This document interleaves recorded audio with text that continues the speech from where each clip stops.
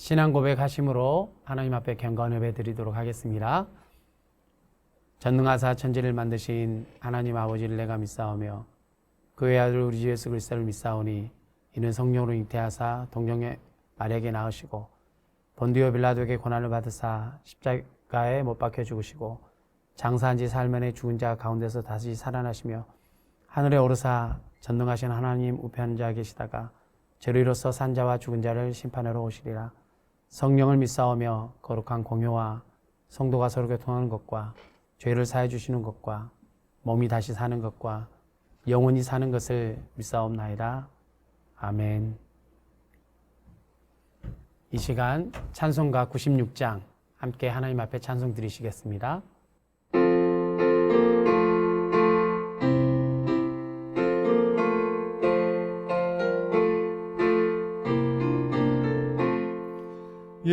예수님은 누구신가? 부른 자의 위로와 없는 자의 풍성이며 천한 자의 높음과 잡힌 자의 노임되고 우리 기쁨 되시네. 예수님은 누구신가?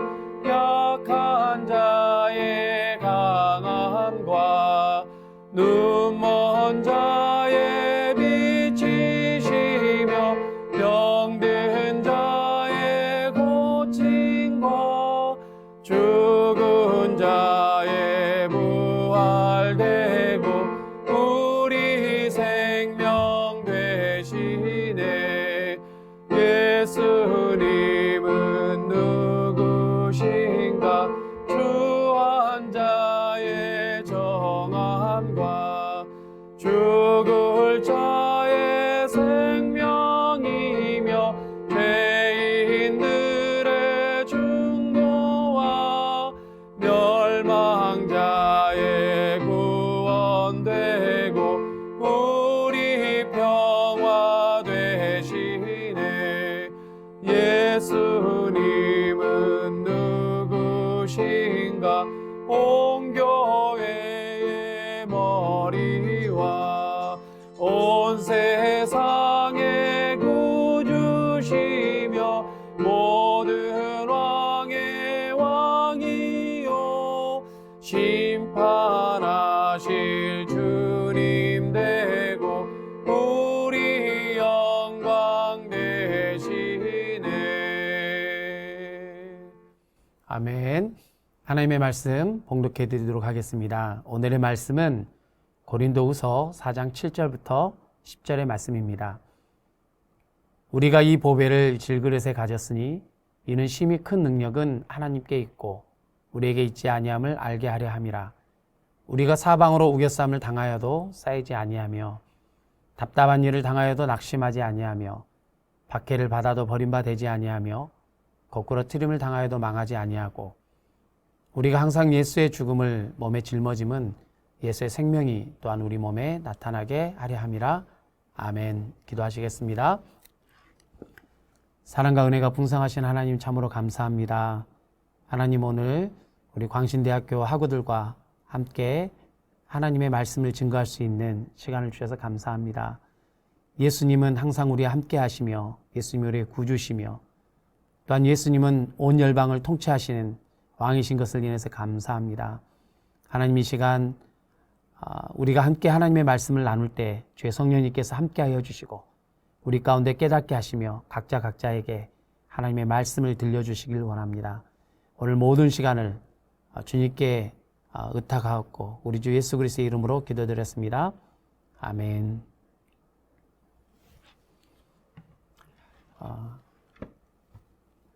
저는 대학생 때 학생 선교단체에서 훈련을 받고 또 거기서 간사 생활을 했습니다. 그때 그 훈련을 받을 때 많은 분들이 이런 이야기를 하시더라고요. 하나님께서는 너를 통해 일하시기보다 지금 너에게 일하시길 원하신다. 근데 대학생 때는 제가 이 말씀을 들었지만 마음에 크게 와닿지 않았습니다. 왜냐하면 제가 무언가를 할 수 있다고 생각이 들었고, 제가 많은 열매를 맺을 수 있다고 생각이 들었고, 교회 역사에 나타나는 그런 놀라운 영적 거장들처럼 저도 무언가를 할 수 있다고 생각했기 때문에 그렇습니다.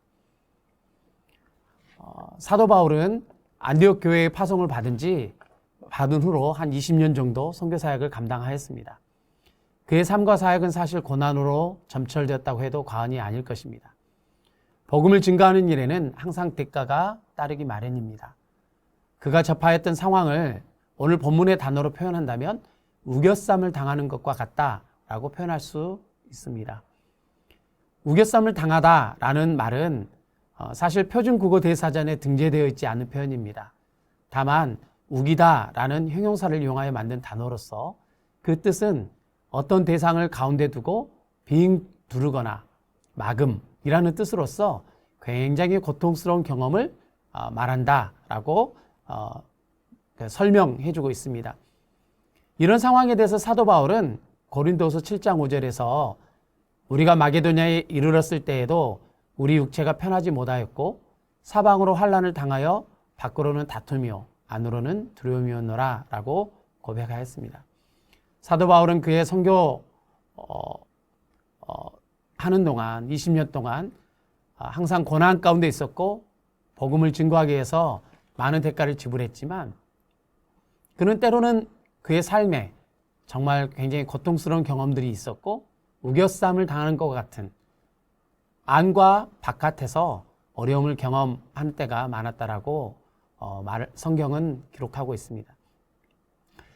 저도 캄보디아 선교사로서 15년 동안 섬기면서 답답하고 우겨쌈을 당한 것과 같다라고 느끼는 순간들이 많이 있었습니다.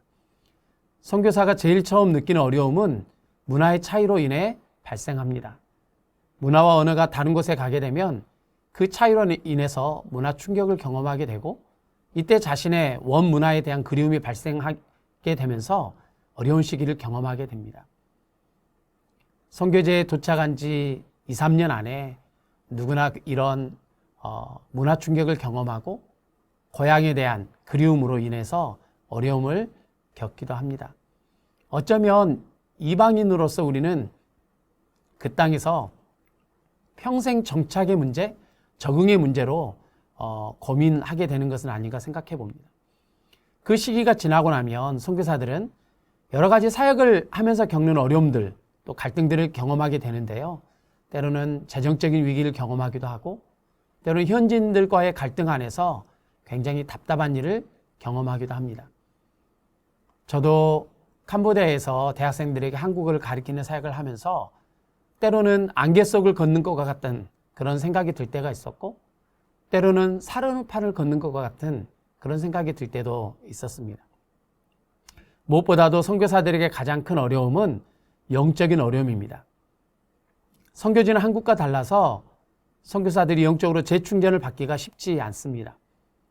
때로는 가뭄에 말라버린 우물처럼 현지인들에게 퍼주고 싶지만 아무것도 없다고 느껴질 때가 참 많습니다.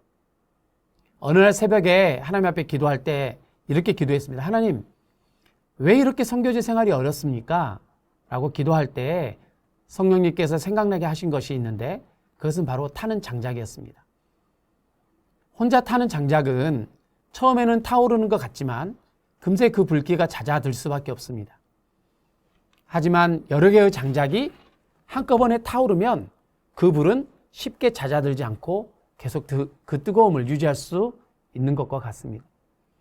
선교사들에게 10년, 15년, 20년 차가 되면 될수록 우리는 이런 영적인 목마름이 있고 또 그럴 때마다 혼자로는 안 되는구나 라는 생각을 하게 됩니다. 하나님은 왜 우리에게 이러한 우겨쌈을 당하는 것과 같은 시간들과 답답한 시간들을 허락하실까요? 우리 모두가 그러한 위기 속에서 어떻게 하면 승리할 수 있을까요? 오늘 본문 말씀에 보면 우리가 사방으로 우겨쌈을 당하여도 쌓이지 아니하며 답답한 일을 당하여도 낙심하지 아니하며 박해를 받아도 버림받지 아니하고 거꾸로 트림을 당하여도 망하지 아니한다. 우리가 사역자로서 하나님을 섬길 때 때때로 우리는 이러한 시간들을 보내게 될 텐데 그럴 때 우리가 넘어지지 않고 다시 일어설 수 있으며 그때에도 승리할 수 있는 비법이 무엇일까요? 그것은 첫째, 우리가 누구인지를 정확하게 아는 것이 필요합니다. 오늘 본문 7절 말씀에서는 우리를 질그릇과 같다라고 말씀하십니다. 질그릇은 흙을 물로 반죽하여 모양을 만들고 그것을 말려서 사용하는 가장 투박하고 가장 저렴하며 가장 깨지기 쉬운 그릇입니다. 우리의 인생은 이와 같아서 얼마나 연약한지 모르겠습니다. 최근에 보면 코로나 바이러스 뭔가 정말 쉽게 점령할 수 있을 것 같지만 우리가 이것이 점령이 되지 않아서 온 인류가 지난 2년 동안 일상적으로 살았던 삶을 살지 못하게 되는 것을 우리가 경험하고 있지 않습니까? 인생은 참으로 연약합니다. 우리는 정말 질그릇과 같은 존재들일 수밖에 없습니다. 시편 103편 13절 14절에서 보면 아버지가 자식을 궁휼히 여긴 같이 여호와께서는 자기를 경외하는 자를 궁휼히 여기시나니 이는 그가 우리의 체질을 아시며 우리가 단지 먼지뿐임을 기억하심이로다. 하나님 우리를 궁휼히 여기시죠. 왜냐하면 우리가 바로 먼지에서 왔기 때문입니다. 바로 우리가 질그릇과 같이 연약하기 때문에 그렇습니다. 우리가 어려움 중에서 우겨쌈을 당하는 것 같고 답답한 일을 당할 때도 넘어뜨림을 당할 것 같은 그때에도 우리가 다시 승리할 수 있는 비법은 바로 내가 질그릇임을 고백하는 겁니다. 그리고 하나님께 도움을 구하는 것입니다. 우리가 하나님 앞에서 센 척을 할 필요가 없습니다. 최근 제가 한 권사님과 교제를 했는데요. 그분은 제법 큰 학교에서 교장 선생님으로 은퇴하였습니다. 1000명이 넘는 학생들과 교직원들을 관리하는 입장에서 순간순간 어려운 일들을 많이 겪었다고 말씀하셨습니다. 그런데 그 교장 선생님께서 그 권사님께서 그 어려움을 이기는 비결이 무엇인지 말씀해 주셨는데요. 그것은 울었다는 거예요. 어느 날 한 학부형이 한 선생님을 고발하기 위해서 굉장히 많은 자료를 준비해 갖고 왔어요. 선생님이 어떻게 그 아이에게 자기 자녀에게 잘못했는지 다 증거를 마련해 왔어요. 그리고 이제 교장 선생님을 만난 다음에는 교육청으로 가겠다는 거죠. 근데 교장 선생님이 그 아이의 이야기를 듣는데 너무 그 아이가 불쌍했대요. 그래서 그 아이 때문에 그냥 눈물을 흘렸는데 갑자기 그 부모님이 너무 당황해 하시면서 교장 선생님을 궁휼히 여기고 교육청이 고발하지 않겠다고 교장 선생님이 잘 처리해 달라고 했다라고 말씀하시더라고요. 제가 그때 알았습니다. 우리의 인생은 내가 질그릇 것 같다라는 것을 깨닫고 내가 도움이 필요하다는 것을 깨달을 때 하나님의 특별한 간사하심과 일하심이 있구나. 물론 우리가 사역자로서 성도들 앞에 우리의 연약함을 다 드러내기가 어려울 때가 많을 것입니다. 하지만 하나님 앞에서는 우리가 센 척을 하면 안 됩니다. 우리가 깨어지기 쉬운 질그릇임을 고백하고 하나님 앞에 항상 의지하는 저희 모두가 되기를 소망합니다. 둘째로 고난을 주시는 목적을 정확히 알아야 합니다. 하나님은 우리 안에 있는 보배, 즉 예수님을 나타내기 위해서 우리에게 고난을 주십니다. 질그릇이 그대로 있으면 사람들은 질그릇밖에 볼 수 없습니다. 하지만 그 질그릇이 깨지고 나면 그 안에 있는 보배, 즉 우리 안에 있는 예수 그리스도를 볼 수 있다는 것입니다. 저도 지난 시간들을 보면 하나님께서는 저를 통해서 캄보디아에서 역사하시고 열매를 맺게 하신 부분도 있습니다. 하지만 그보다 더 큰 열매는 저를 통한 열매보다 하나님이 그동안 저에게 역사하시지 않았나라는 고백을 하게 됩니다. 돌아보면 내가 얼마나 교만한 사람이었는지 보게 되고, 돌아보면 내가 얼마나 큰 죄인인지 돌아보게 되고, 돌아보면 내가 얼마나 완고한 사람인지 하나님께서 계속해서 가르쳐 주셨던 것 같습니다. 고난은 우리의 인생을 풍요롭게 해주는 하나님의 선물입니다. 폴 브랜드라는 분이 있습니다. 그분은 선교사의 아들로 인도에서 태어나서 영국에서 의대를 졸업하고 다시 인도로 돌아와서 20년간 인도의 나환자들의 손을 수술해 주었습니다. 그는 나환자들의 손 재활 수술로 세계적인 명성을 얻게 되었는데 그가 쓴 여러 권의 책 중에 하나가 고통이 주는 선물이라는 책입니다. 이 책이 이미 번역이 되어 있는데요. 저도 읽어봤는데 굉장히 마음에 많이 와닿았습니다.